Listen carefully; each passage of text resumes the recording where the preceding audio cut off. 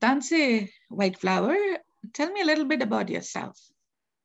Good morning. Good morning, Danse. My name is White Flower. That is my spirit name, my indigenous name that I was gifted in ceremony back in 1999, a long time ago. And I'm in the process today of changing my name legally. And so that I had to do a few things in order for that to happen. I needed a blessing from my parents, and they gave me that blessing. And now I'm going through the process of changing it legally to White Flower. My Bible name, my Christian name is Deb Flewelling. And yeah, so I'm married. I've been married for 17 years. I have a beautiful husband. I have a beautiful family. I have a daughter and 3 grandkids. And my oldest grandkid loves calling me Kokum. And she's 8 years old. And she just loves coming to see me up here in Heart Lake First Nation. I live outside of Heart Lake First Nation in a little community called Lac La Biche. It's but I work in Heart Lake as an addictions counselor, as an ADAP worker. And so that's my passion, right? I'm also an Indigenous social work diploma student with Muscatchees Cultural College. I love school. I decided to go back to school as part of my retirement. And I went to an Indigenous community to work as a part of my retirement as well. I worked in Edmonton for a long, long time, a couple of decades, and with respect to working with parenting and helping reunify children that have been apprehended from their parents. So that's a little bit about me. I'm also a dog musher, so if a dog comes in, that's what's going on. Because I have a lot of dogs in my house. So my dogs are Siberian Huskies, and they love the attention. They love taking care of me, and they love they help me with my mental health. So I hope that answered it. That's me. Yeah, you mentioned mental health. Tell us a little bit more about your mental health. So I'm a recovering drug addict. I've been clean for 26 years. And I mention that because addiction is on the DSM-5. But mental health wise, I am diagnosed with major depressive disorder, which is basically depression, generalized anxiety disorder, which is anxiety, and also obsessive compulsive disorder, which is I like things to go a certain way. And also I've been diagnosed with autism. And I'm on the spectrum. Some people think that I'm on the high end of the spectrum, but autism is very deceiving. And we will talk a little bit about that as we go on, okay? So yeah, I have five diagnoses. I'm like a centuplet threat. So what do these diagnoses mean in plain language? Like what action, behavior, how does it impact you? Well, I'm just gonna focus on my mental health. So depression, and the first thing that I need to tell you is that I went undiagnosed until my granddaughter was born 8 years ago. So I spent my whole life as an undiagnosed mental health person because nobody likes to talk about mental health. Nobody wants to hear it. Nobody wants to, it's almost like it's a shame-based mentality. And, with Bell Let's Talk, it's starting to change that process, right? People are talking more and more about it today. And I love what the college at Muscatchees is doing, because of that. But mentally, depression, so I've lived with depression my whole life. My mother, when I was a child, would ask me if I could handle school that day, and I'd look at her and I'd say no, and she would just leave me be. She would love me where I was at.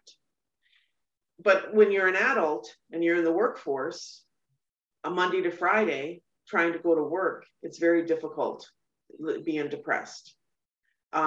Depression for me is I've lived with suicidal thoughts my whole life. I do everything I can, which we'll talk about what I do to prevent it from not slipping into what I call a black hole. I don't like to sit around and do nothing because it triggers that black hole for me. So I've spent a lot of time in my life not being able to get out of bed, you know, and I'm talking for days. And I have a very loving husband who's been very, very kind to me. And I knew, and this is where the diagnoses came about. There was one day when I couldn't get out of bed for 3 days. And my husband said to me, I'd make you something to eat, but we have no clean dishes. And that was a sign, because we were assigned chores in our house. That was a sign to me that he was getting, you know, he was maxed out, you know, that he didn't know what else to do, you know. So that's when I went and sought help. That's when I knew that I needed to see help. And I'm under psychiatric care because I have so many diagnoses. I see a psychiatrist every month, and he specializes in autism.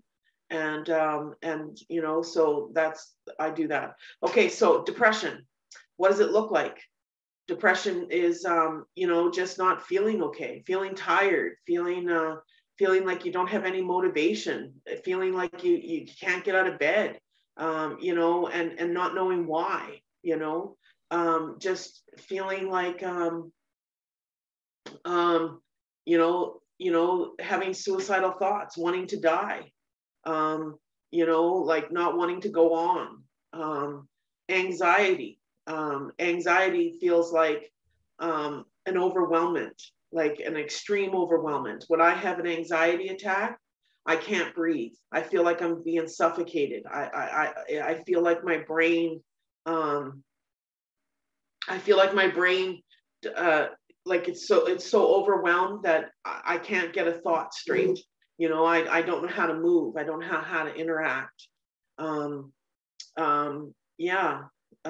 Obsessive compulsive, things have to be a certain way, you know, like, you know, I can't leave the house until I do a certain stuff.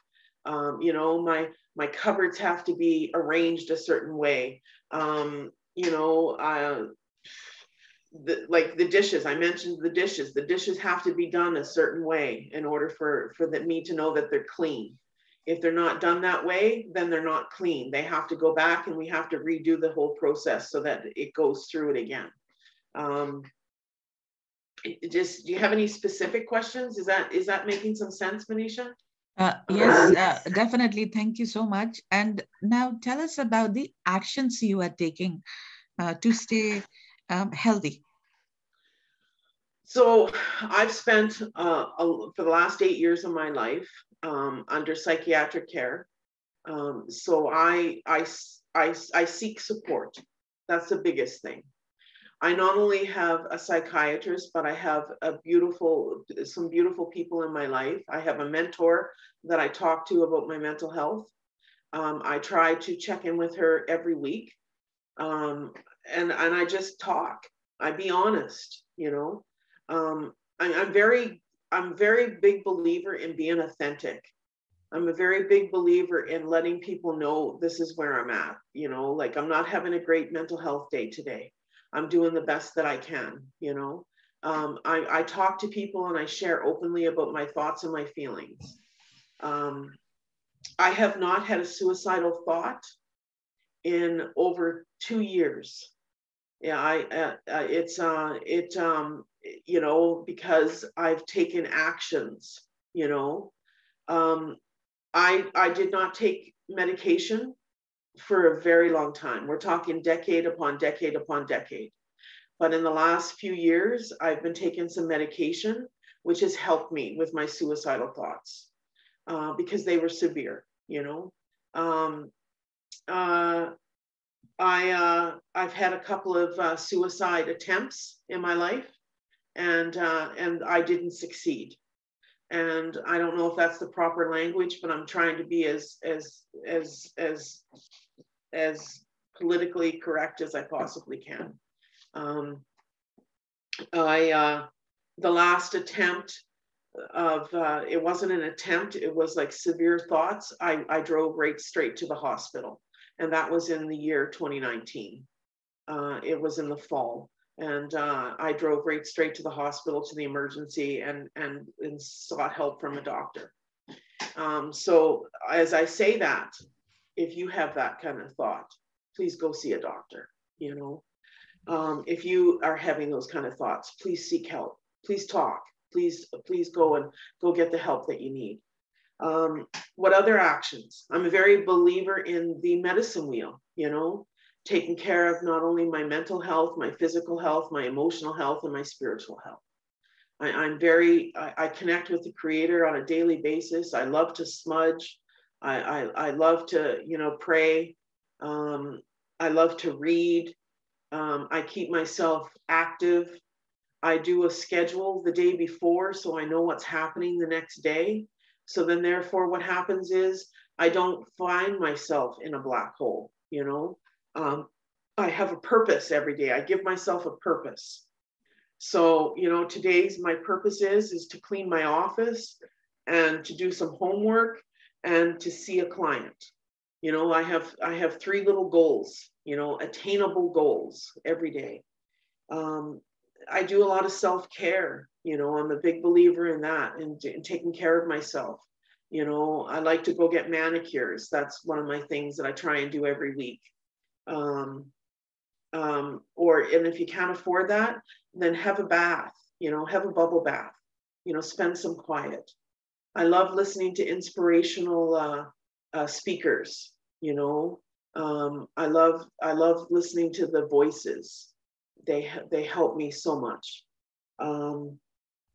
You know, so I have like medication, following the medicine wheel, you know, taking care of myself with regards to self-care, seeking help in professionals, you know, and just being honest, you know, being honest, you know, and with that, I'm going to close. Like, you know, today I'm feeling tired, but I'm feeling good, but I'm just tired.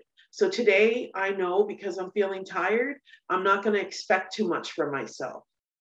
And I'm just going to give myself a little bit of love and a little bit of gentleness and a little bit of kindness, and go throughout the day, you know, just being kind to myself and just knowing that I will get done what I can get done. And I think that answers your question. Hi, Miss White Flower. Thank you so much. You're welcome. Thank you so much for sharing. May I have your permission to share this on social media and you know, share it with as many people as possible, so they can Sure. learn from your positive energy, and how successful you are as a you know, wife, mother, Kokum, and helping so many people. You know, thank you. Thank you.